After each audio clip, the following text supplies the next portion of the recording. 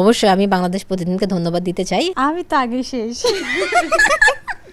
একদমই সারপ্রাইজ লাগে নাই, কারণ ক্যাপ্টেন আমাদের মাল্টি ট্যালেন্টেড একটা মানুষ।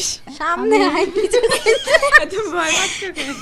সাবিনা আপু, প্রথম যখন অ্যাঙ্করিং এর অফার পেলেন এরপর কেমন লাগছে এবং কি শেষ করে কেমন লাগছে? একটু মানে কেমন জানি একটা ফিল হয়েছিল যে আসলে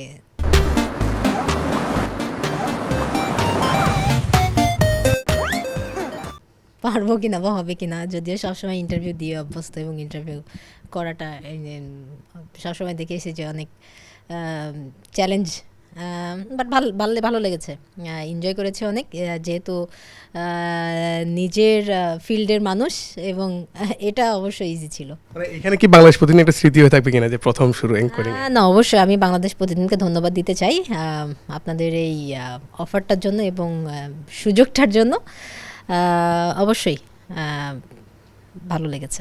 ক্যাপ্টেন তো মাঠে নেতৃত্ব দেয়, আজকে পুরো অ্যাঙ্করিং এ কেমন লাগছে? আমার একদমই সারপ্রাইজ লাগে নাই, কারণ ক্যাপ্টেন আমাদের মাল্টি ট্যালেন্টেড একটা মানুষ, উনি সবই পারে, তো আমার একদমই সারপ্রাইজিং লাগে নাই। আর সামনে অ্যাঙ্করিং এর অফার পেলে নেবেন কিনা? নিতেও পারি, তখন কি আসলে ক্যাপ্টেনের থেকে সাজেশন নেবেন কেমনে আর কি থাকে? অফকোর্স সবসময়ই নিই। ভাইরাল স্বপ্ন আপু, কেমন লেগেছে আসলে? আমার অনেক ভালো লাগছে। সামনে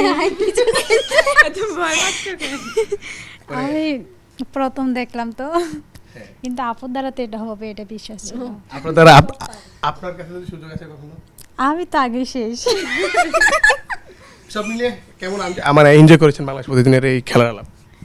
তো এনজয় তো করলাম, অনেক অনেক ভালো লাগছে। তো এতক্ষণ আপুদের সাথে সময় কেটে অনেক ভালো লাগছে। থ্যাংক ইউ, আবারও থ্যাংক ইউ। আর হ্যাঁ, বলবেন সুযোগ এরকম আসলে, অফার থাকলে জানাবেন।